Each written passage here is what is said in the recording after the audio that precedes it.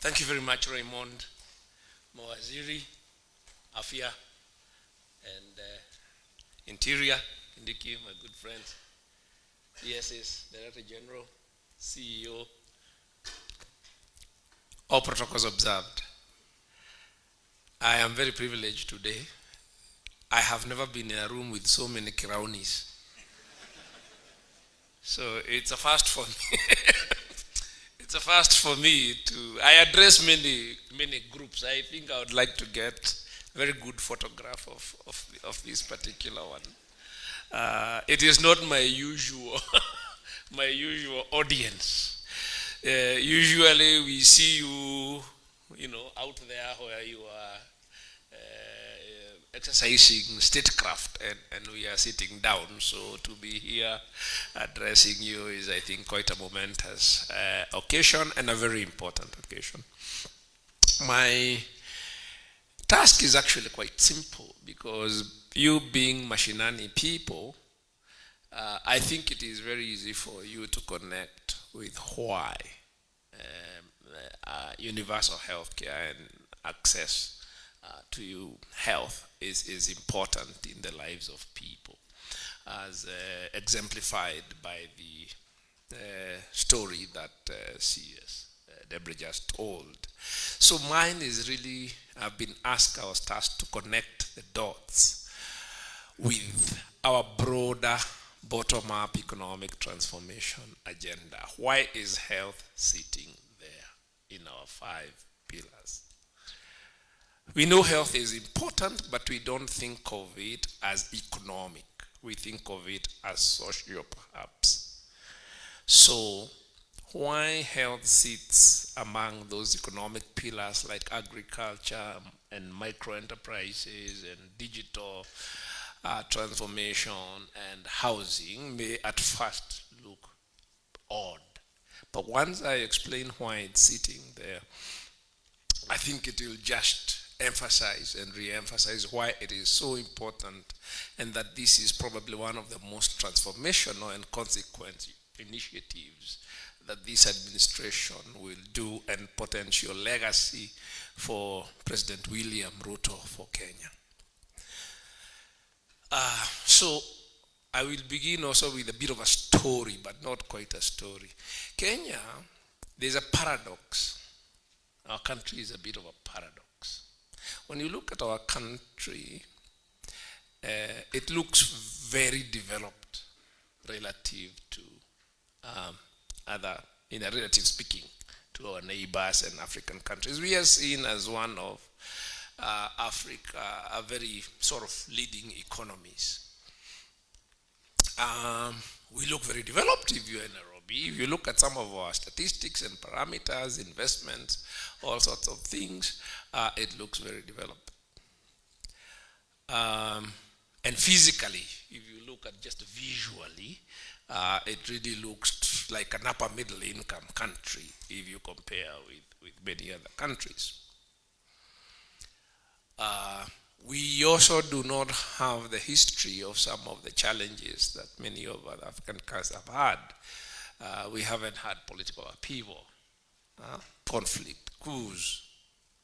Yeah, so we've been a relatively peaceful country since independence, and we look relatively developed. But when you look at the real development outcomes objectively, when you go to objective development outcomes, even within Africa, we are in the bottom half of real development outcomes. We have a very high incidence of poverty, which has been stuck at around 40%. Yet you see countries with much lower growth, much less human capital and all the other things, much better. I'll give an example. A country like, let's talk about basic things like food security.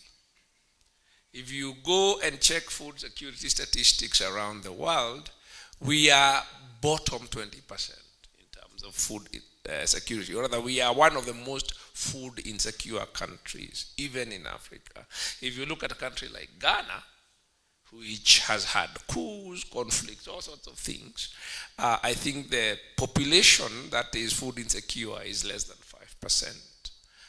In Kenya, 1 out of 5 Kenyans, 20% of the population, is chronically undernourished. Yeah? It's not a good statistic, particularly when you look at children. We hear a lot about economic growth all the time, but this growth does not seem to translate to prosperity for the majority.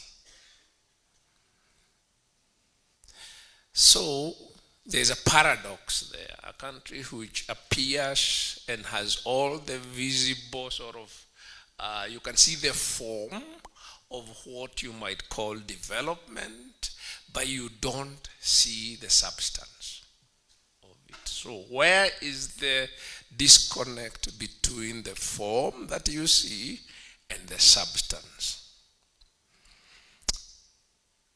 That story now connects me with President William Ruto. About 3 years ago, or 3.5 years ago, I had never met him. We had reached out, we had talked on the phone a couple of times, but I had never met him until 3 years ago, even with the same kind of political circles. And he was obviously going to run for president. So we sort of reached out to me and we had a conversation.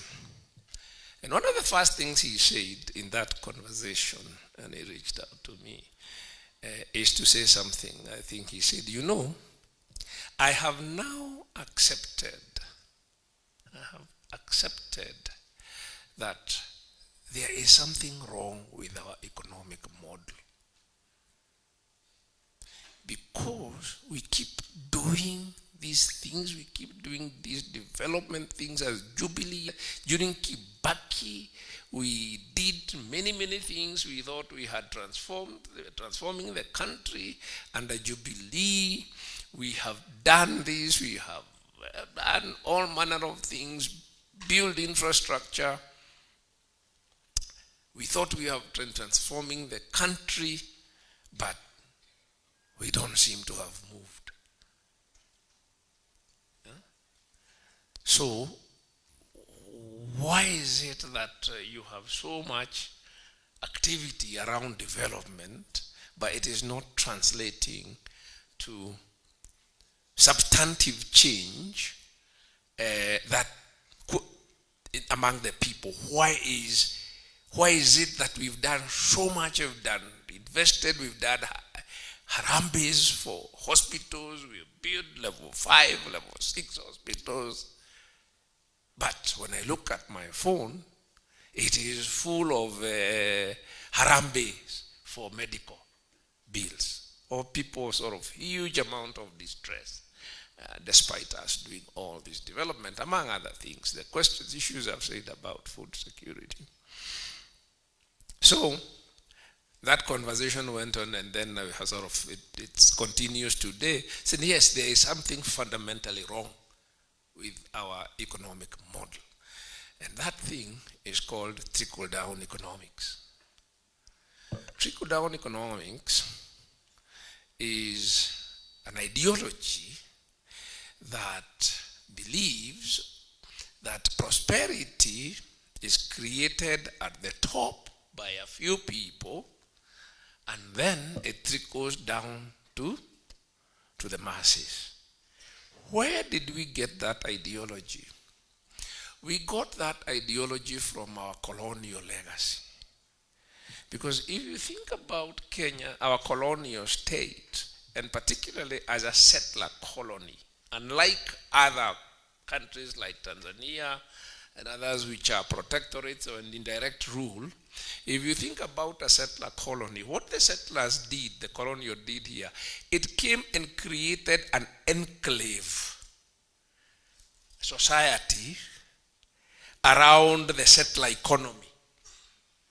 Yeah? An enclave around the settler economy which essentially was to serve the settlers.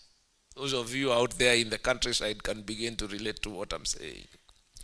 And so the people in that enclave economy, society, are those people associated with the state and the settler economy. Yeah?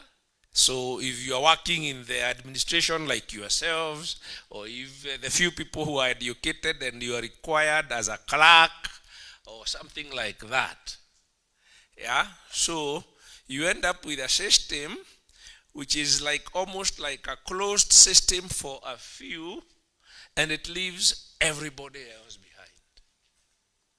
Yeah? And if you look at all our institutions, that is the legacy of our institutions. These institutions are designed around a formal economy and structure. That's where it looks developed. But most of the people, the pastoralists and the fisher folk and all other people out there are not part of it. Yeah? So, what has happened over time, you start with that system, you have at independence a population of only 6 million people. It includes maybe only 1 million people are in that system. 5 million are out there as smallholder farmers and pastoralists and fisher folk. And 5 billion people can support themselves reasonably with the resources, land and other resources that are available. But when you get to 60 million people, it is very difficult to, that system cannot accommodate that many people, but it's very difficult to exclude 50 million people. And also the resources out there are not sufficient to support 50 million people. And at any rate, because of education and healthcare interventions, those people do not have expectations that they will remain pastoralists and smallholder farmers and fisher folk forever. Yet, the structure you have at the top isn't built to accommodate that many people. So you find that today, and I want to make this connection, we have a workforce of about 19 million people, and the economy we call private sector in Kenya, yeah? The economy we call private sector, what I'm calling trickle down, only employs 2 million people. The public sector employs another 1 million. So that's 3.5 million people. Those 3.5 million people, that leaves how many people? 16 million people. Who are those? They are uko mashinani, smallholder farmers, jua kali, informal sector, in the micro and small enterprise sector. Now, our system is not designed, institutions are not designed to include those people. So let's take health. If you look at the health system that we inherited, it assumed that all those people would be catered for by public hospitals, dispensaries, and health centers out there. And then we created a health insurance only for employed people. So the NHIF was created primarily for people, because if you look at the way it is funded from payroll deductions. So if you are not on a payroll, you are considered, you are outside the system. You don't need health insurance. Yours is to go to the dispensary for small infectious diseases. But if you have a critical illness, you are on your own. Yeah?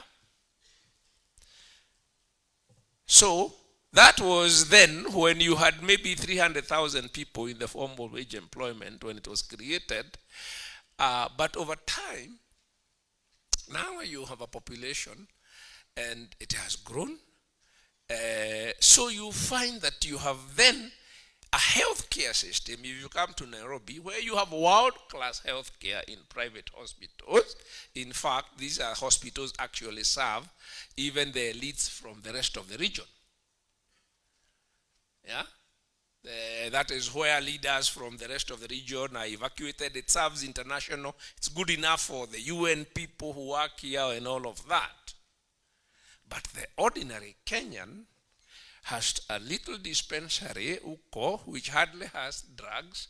They have to go there if they have just a small infectious disease, sit on a form, queue, go around, spend the entire morning, in which they sort of wasting their productivity, trying to get treatment for a simple infection or something like that.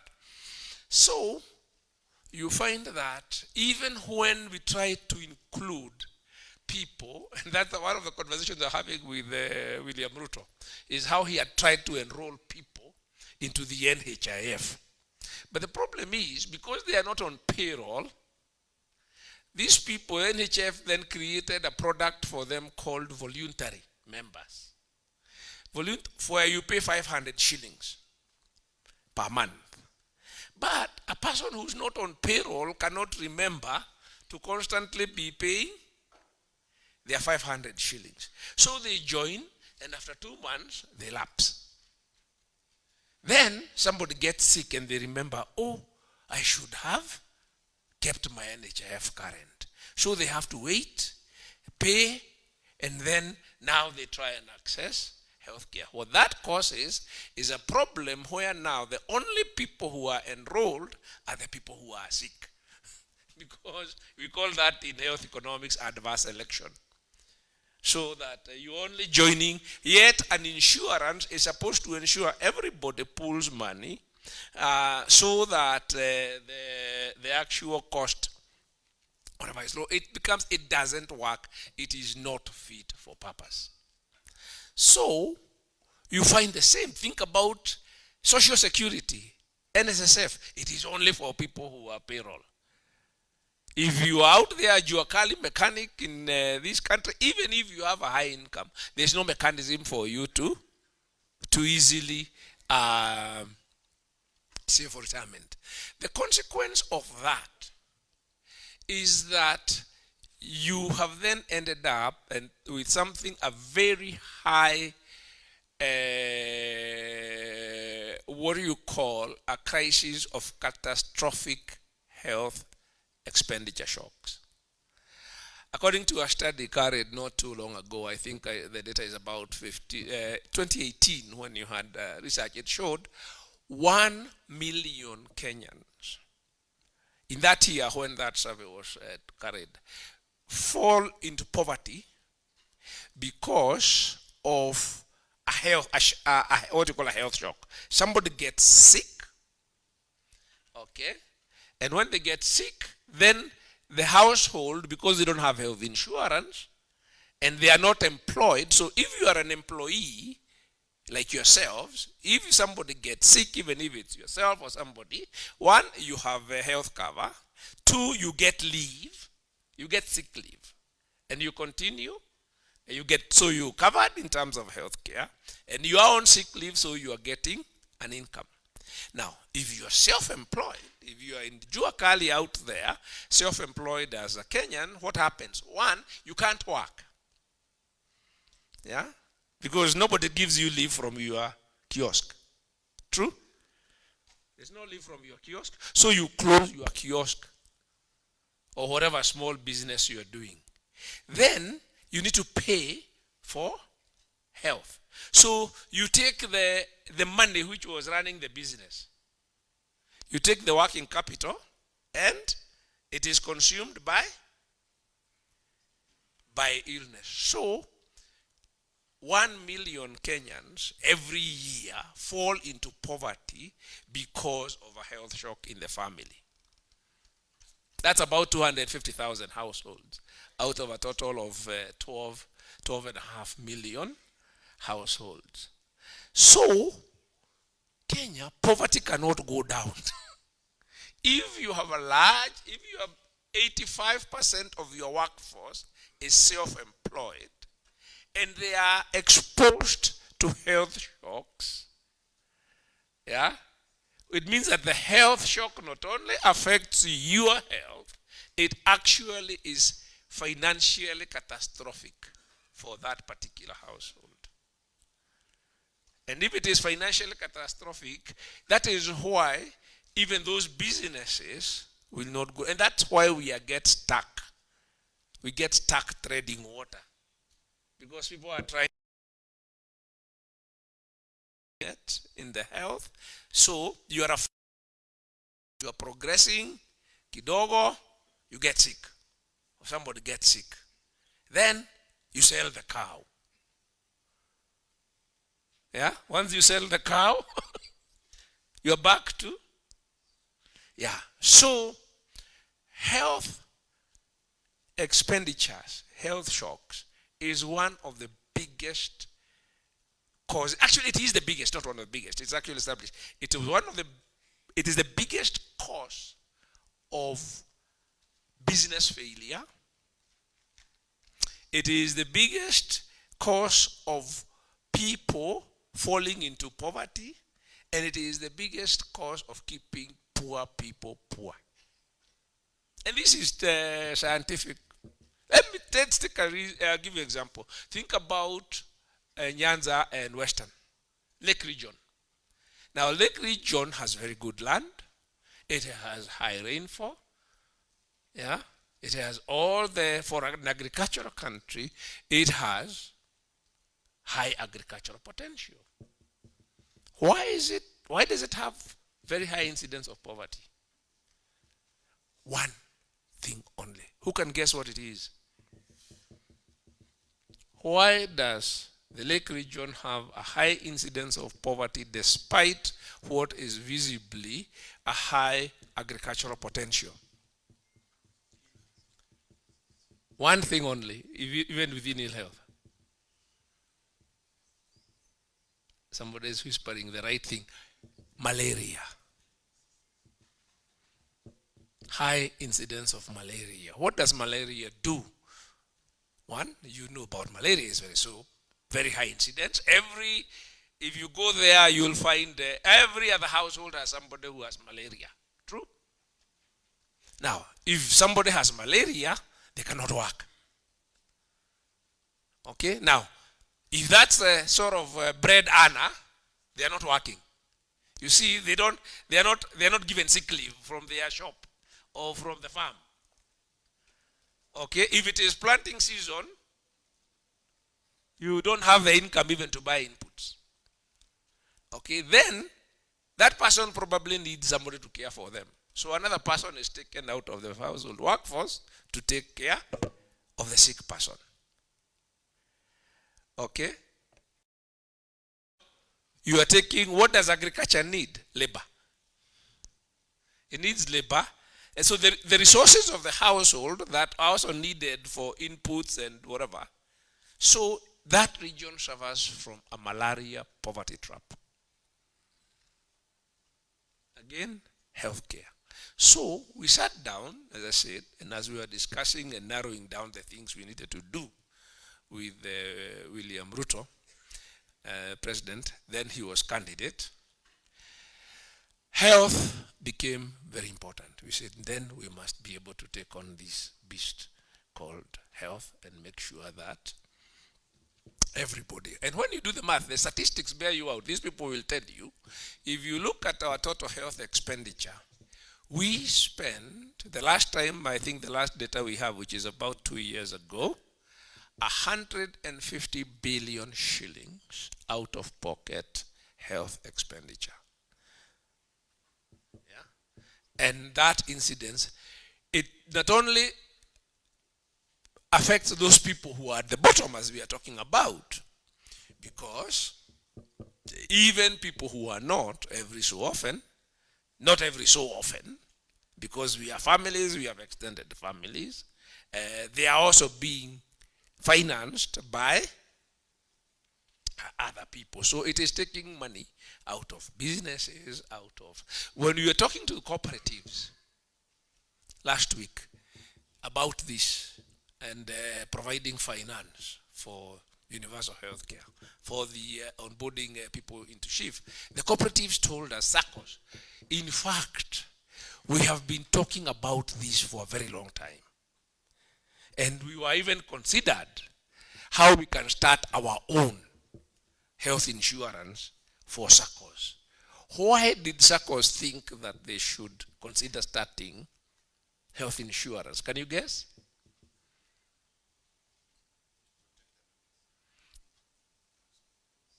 But why would SACCOs, why would that problem become so visible to SACCOs? Actually, the answer is the biggest reason for people liquidating their SACCO savings, yeah, or defaulting on their loans is health shocks. So somebody has put money in their SACCO, whatever, and they come and say, look, I need to cash out my SACCO. Why? Or my mom is sick, we need to take her to India. So we are whatever in the family, and the only money I have is the money in the SACCO. So SACCOs begin asking, what can we do to?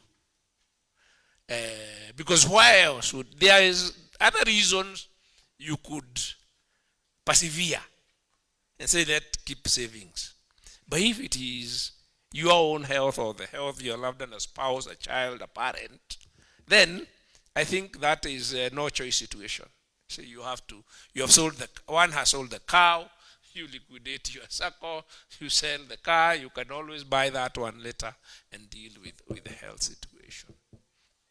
So it's all around us. You can see the connection between, so even if we are trying to support agriculture, yeah, health shocks are pulling us down. You are trying to support small businesses, health shocks are pulling us down. Yet, the infrastructure we have, the only thing it can provide for people who are not on payroll, because it is a legacy system of that colonial structure I talk about, it could come up with was, we cannot determine these people's incomes, we don't know what they earn, so let's put a flat 500 bob. So whether somebody is a Juakali mechanic or a rich businessman, all of you pay 500 shillings. So it is actually not, and that's because the system. So what we sat down and we sat for a long time is to try and figure out how can we design a system which is designed for our society as is. Not one which we are inheriting and just copy and paste from Western countries where everybody is employed by a big company, by a big organization. Because we are an economy of self-employed people. So we have to design a system which works for us. Not copy one, which we have tried to plug it in, plug it, people patch it up. In the end, we said, you know what, let us just put this thing there and start from scratch. So we sat down with Dr. Amoth here and other people and started thinking, how do we actually design? And perhaps this is the journey we should have started many, many years ago, saying how do we design institutions and structures and economic system which works for our economy the way it is. Not one which picks a few people and says the ones who are in suits and whatever and design and just copy and paste the Western systems which can fit those people. Alafu hao wengine, the rest of the Kenyans who go fishing, hao watajipanga. Yeah, their lives are too complicated. You try and fit them in this system, their lives are too complicated. One of the things which is really helping us to do that is digital. Because digital technologies now allow us to reach people, to connect people irrespective of where they are. Many of you remember, some of you, no, maybe not many, not as many. Sometimes we forget some of us now are no longer vijana. And we are on the other side of whatever. But would remember when banking was only for the elite. For you to have a bank account, you are a very important person in society. Yeah? The ordinary people, they dealt with cash. Many of you remember when only senior officers in government or private sector had a telephone in the house. In fact, it used to be one or two people in the whole community, and the people who needed to make calls had to come and queue there to the person who owns a telephone. What digital technology has done is universalize these technologies. And now they enable us to leverage on this kind of technology so that you officers can onboard 6 million farmers onto a digital platform and enable us to deliver that fertilizer subsidy at the touch of a button. So he said, even in health, what enables us to now be able to universalize our healthcare system is to use leverage on that digital technology. Because digital technology does not discriminate whether you are informal, whether you are a pastoralist, whether you are, it doesn't discriminate. You are now able to connect the connectivity with every Kenyan. You do not need to be in a formal institution for us to be able to plan and whatever. And we've already started in the healthcare. I think many of you will have interacted with the community health promoters. We have built that digital platform. It is now possible for this doctor sitting here to tell you today how many people have been visited by CHPs. They have been, they have taken their blood pressure and their blood sugar, and how many people have been referred for further investigation, potentially for diabetes or high blood pressure or hypertension. Now, that capability means that person, that old person who has, that parent or whoever, who has been investigated and for diabetes, that is probably a kidney disease averted. That person who has been investigated and referred for hypertension, it is heart disease averted. It's a heart disease averted. So with that capability then enable us to bring the quality of health care, world-class quality of health care to that person. In fact, probably better than many other places, including developed countries in the world. It allows us to begin to close that gap. So that is the opportunity, and not only opportunity, but imperative. Why this is so important? It is so important because in terms of healthcare cost, if you can avert that case of that person, and now we are moving to a case where society is also aging, so that you are shifting towards moving from a burden of infectious diseases to what these people here call non-communicable diseases. And once you move to non-communicable diseases, the kidney, the heart, the kidneys, all those cancers, the burden of catastrophic expenditures become even heavier. Very heavier. So it is very important that we take this action now.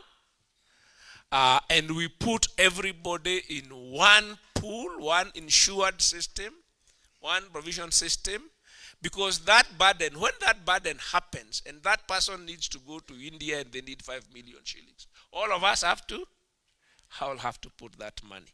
And that money is we are taking out of other economic activity. The disease burden and the financial cost of that disease burden might actually overwhelm us economically.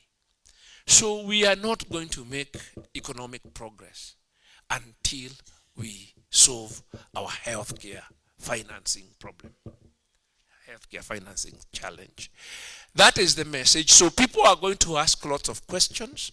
Why do we have to pay more for this social health insurance, where we can get social health insurance, private health insurance somewhere else?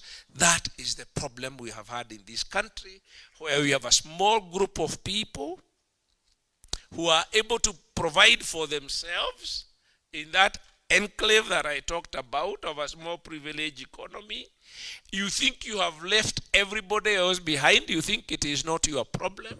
But in fact, what it does is that it drags all of us down.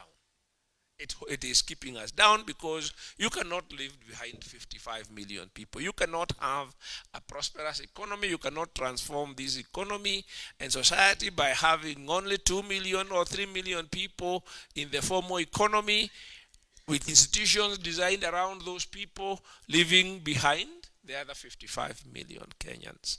I think that's the message that I hope we can be able to convey to everyone, so that we understand that we cannot leave anyone behind. It is counterproductive. It is defeatist. That is why we look developed, but we are not developed. So thank you very much for listening to me.